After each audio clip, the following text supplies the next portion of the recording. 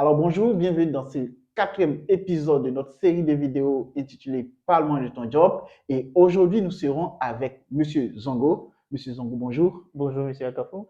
Ok, je vais vous laisser la parole pour que vous puissiez vous présenter. D'accord, je suis Wenkuni Joël Zongo, statisticien économiste et gérant du cabinet métrique et décision qui évolue dans la data. Ok, est-ce que vous pouvez nous présenter votre parcours? Je suis titulaire d'un baccalauréat série scientifique obtenu ici à Abidjan. Ensuite, je suis allé à Ouagadougou où j'ai obtenu une maîtrise en sciences économiques.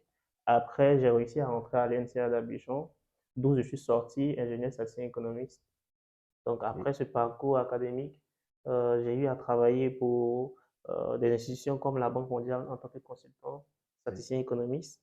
Et après cela, j'ai mis en place le cabinet métrique et décision. ok, très bon parcours. Merci. Ok, donc, vous évoluez dans le monde de la data. Pour vous, la data, c'est quoi et quel est son apport dans l'entreprise? OK. La data, c'est le résultat de l'observation d'un phénomène Oui. ou d'une unité statistique. Et les données, c'est l'ensemble de toutes les informations brutes qui sont collectées, mais qui ont besoin d'être traitées et analysées afin de produire des insights qui vont aider à la prise de décision.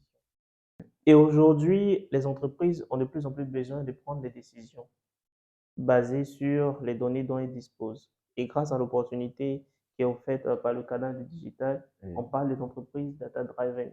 Ok. Donc, une entreprise data-driven, c'est tout simplement une entreprise qui prend des décisions éclairées en se basant uniquement que sur les données dont elle dispose.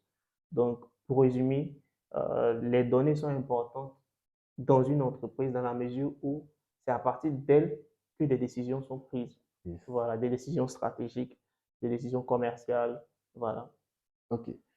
Du coup, par la data, vous êtes dans d'autres domaines. Je vais vous laisser présenter toutes les activités de votre entreprise. Ok, Mektik et Décision est un cabinet d'études, Oui. de conseil et de formation. Les formations, on a des formations qui portent essentiellement sur les sujets de la data, les formations en data science, les formations en business intelligence, les formations en technique statistique. Donc, ce sont des formations qui sont orientées data. Au niveau des questions d'études, nous offrons des services portant sur la recherche. Donc, l'idée, c'est de vraiment apporter des solutions aux problématiques économiques et sociales. L'analytics, donc, c'est tout ce qui porte sur l'offre de services data, Oui. la business data science, la mise en place de solutions de business intelligence.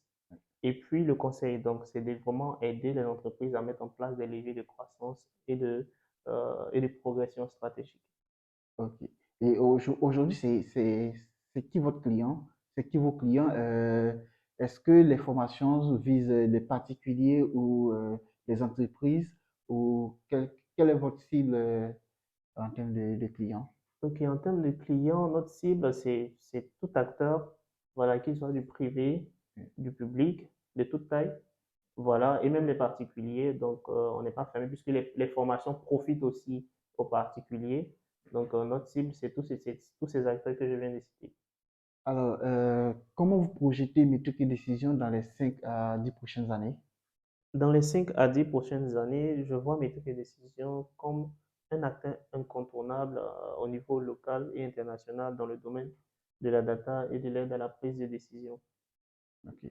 Donc maintenant, nous allons passer purement à la data. Donc, on va parler data. Pour vous, pourquoi dit-on que la data est l'or du 21e siècle? Data hors du 21e siècle parce que aujourd'hui, la data offre des opportunités stratégiques aux entreprises. Elle favorise l'innovation et puis elle permet aux entreprises de rester compétitives. Alors, je suppose que je suis un chef d'entreprise, donc je viens vous voir mes trucs et décisions pour un projet en data. Donc, vous réalisez ce projet. Comment est-ce que moi, je mesure le retour sur investissement de ce projet? Ce projet data va apporter un retour à cette entreprise dans la mesure où ce projet va permettre à l'entreprise de tout simplement mieux suivre ses indicateurs. Donc, une meilleure visibilité de ses données, une meilleure visibilité de son activité, un meilleur suivi en fait de la performance de ses équipes, voilà. Et puis aussi une amélioration en fait du processus décisionnel. parce qu'en fait, le projet data qui sera mis en place va faciliter en fait la prise de décision au sein de au sein de l'entreprise. l'entreprise. Voilà, Ok. Donc, ça permet d'avoir des données, des chiffres sur lesquels on va se baser pour prendre des décisions et exactement. aussi voir la performance au niveau de l'équipe. C'est ça. Ok. Du coup, pour vous, quels sont les défis dans le domaine de la data à relever en Côte d'Ivoire? Pour moi, les défis sont d'abord la culture de la donnée. Ok. Dans la culture de la data, c'est-à-dire qu'il faudrait qu'à un moment on comprenne que dans une entreprise, pour prendre une décision, on a besoin de données. Mais pas que de données, on a besoin de données de bonne Ok. qualité. Donc, il faudrait que toutes les actions au sein de l'entreprise concourent à l'obtention de données de bonne qualité. Parce que les décisions qui vont en découler, voilà, sont vraiment stratégiques. Stratégie pour Voilà, c'est l'entreprise. vraiment stratégique pour l'entreprise. Et après ce premier défi, on a aussi la question de la digitalisation. Donc, il faudrait que les entreprises s'inscrivent dans cette lancée. On est à l'ère du numérique. Donc, il faudrait que les entreprises mettent en place des solutions qui vont améliorer en fait leur activité. Et Activité. derrière, par ces solutions-là, elles vont collecter de la data. Oui, Donc, le digital s'offre à nous. Donc, autant saisir le digital pour collecter les données. oui, Donc, et à la fin, il faudrait que ces données-là soient valorisées. Donc ça, c'est le dernier défi que je présente. Il faudrait valoriser les données qui sont collectées parce que ça va vraiment servir à rien de stocker des données et ne pas les valoriser.